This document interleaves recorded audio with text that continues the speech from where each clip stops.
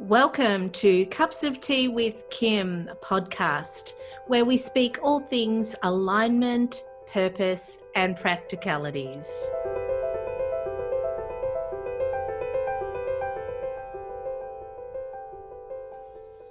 Hello, everyone, and welcome back to Cups of Tea with Kym podcast. And today's episode is all about morning rituals. If you've listened to the first episode, I talked about meditation being a daily practice. So I want to expand on that today and talk about morning rituals and, morning practices, your morning routine.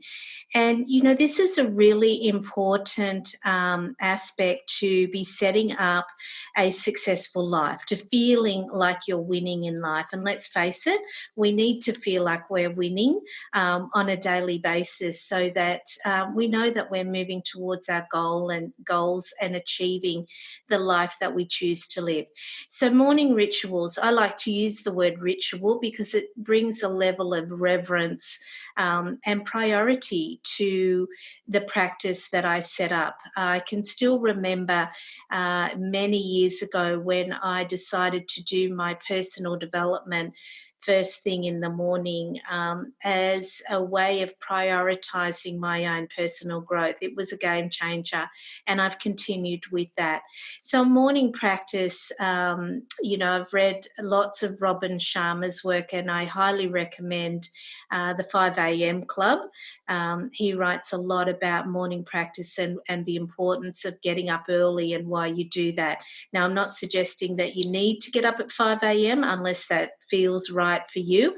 I certainly have done that in my life. I tend to get up at 6 a.m. now, and the first couple of hours are actually dedicated to my morning ritual. Now, some of you might think, whoa, that's super luxurious. Well, remember that I've raised my children. I'm in my 50s and I do have the luxury of time. So, of course, you've got to modify the time that you spend on this, but not the importance of the ritual.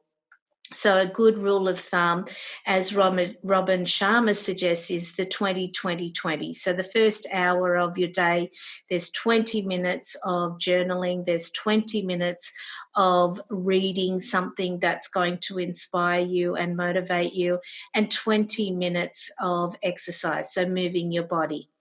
For me, I do that a little bit differently, but certainly it's about personal development. It's about journaling.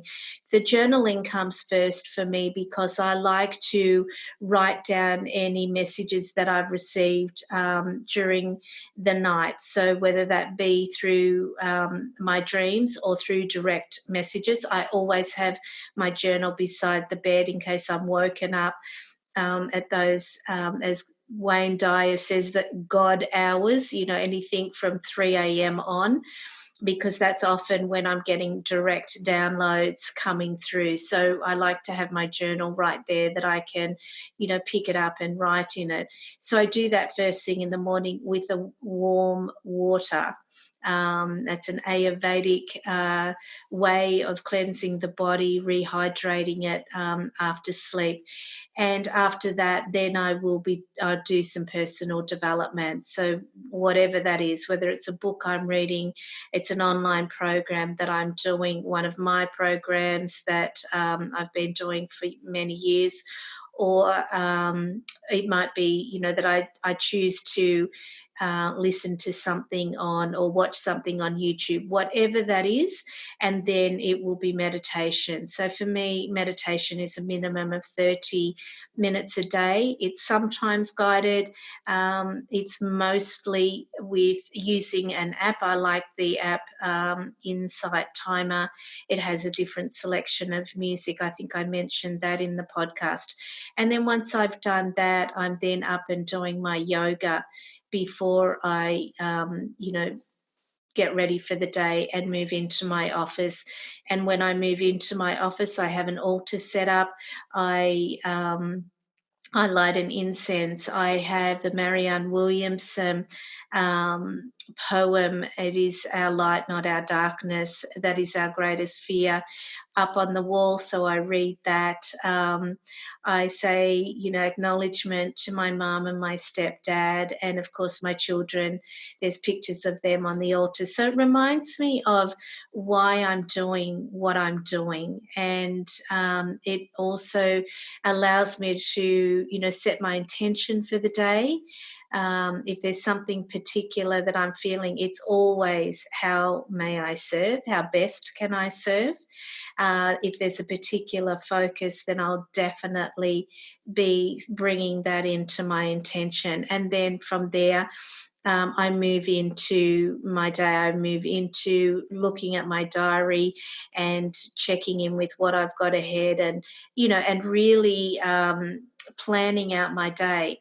Now, this is where discipline comes in, and so often, we can feel like discipline is too restrictive. But what I've really come to know, the more disciplined I've become around scheduling and knowing what I'm doing on a daily basis, the more freedom I have when I'm not working to feel like I can really relax and let go and be present in whatever activity I'm doing. I used to be one of those people that I was so busy. I was busy all the time. And I was also really busy in my mind, not really organized in my mind. I wasn't, I didn't have the level of practice, morning practice that I have now. And I would be leaving the office, or, everything I was doing, I always had that feeling that there was something else I should be doing. And therefore, even when I had time off, time out, wasn't really relaxing, because I had this feeling, I had this guilt feeling like there was something else, something I was missing, something I'd forgotten. So, that's why being really disciplined and organized has really helped me to let go of that feeling. And when I'm done, I'm done. I walk away knowing that I've achieved what I set out to achieve for the day. And if I realize that I've put too many things on my to-do list for the day, then I'll really honestly look at that and see whether something can be shifted. We all have days when we, maybe aren't feeling as full of beans as we might like. Now, I'm not saying let yourself off the hook here, but if you're generally feeling unwell, then you will need to reschedule some things. Always honour your commitments to the best of your ability. Show up on time. The more you honour and respect your own time, the more other people will do that for you. So if you find that people regularly are late or don't show up or whatever, then maybe have a look at you being as tidy on that as you could be. So, what is your morning ritual? I'd love to hear from you. What do you do in the morning? I mean, I love to have the space to watch the sun come in. At this time of year, it's winter for us right now in the southern hemisphere. So I wake before the light comes in, and I love that whole, just that gentle process of sipping my warm water and watching the light come in. There's something so beautiful about that. And, in our busy lives, it's taking time to really notice those beautiful moments as well throughout our day. So, that's what I wanted to share with you about morning rituals and really the importance of them. And before we finish here, I just want to touch on journaling. It's such a powerful tool. Journaling is a book. It can be a pretty book, it can be an exercise book, but it is a book that only you read. It must have boundaries around it. It must not be available for others to read. And if others are reading it, then it's an opportunity for you to set some boundaries around that.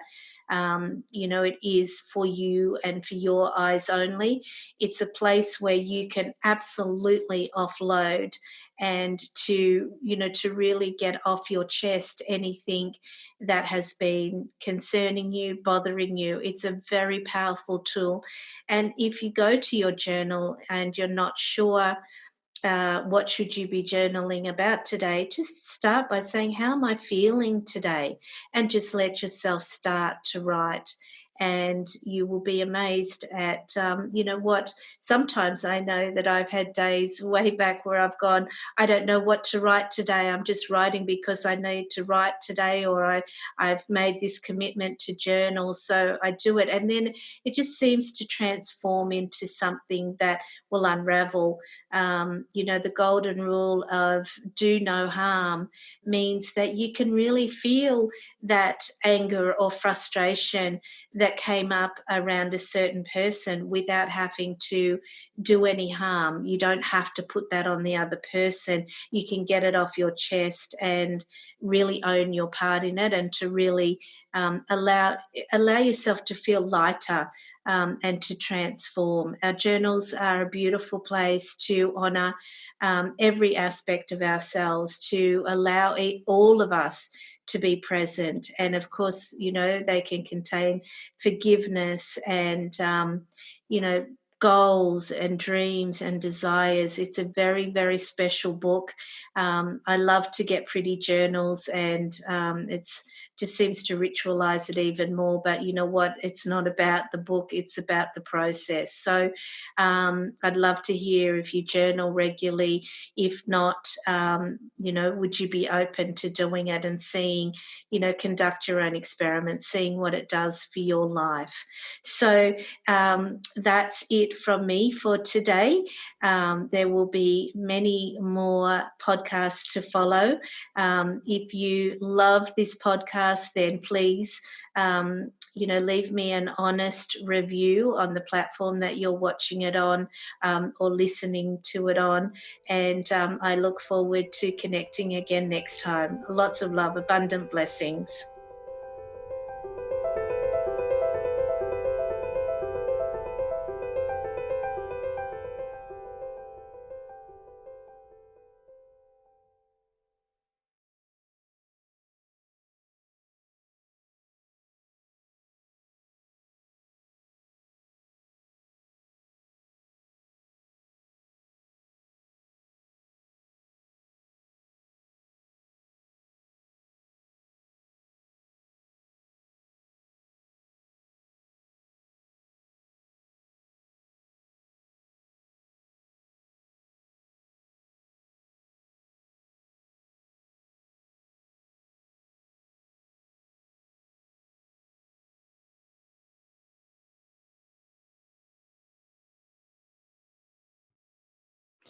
Welcome to Cups of Tea with Kym podcast, where we speak all things alignment, purpose, and practicalities.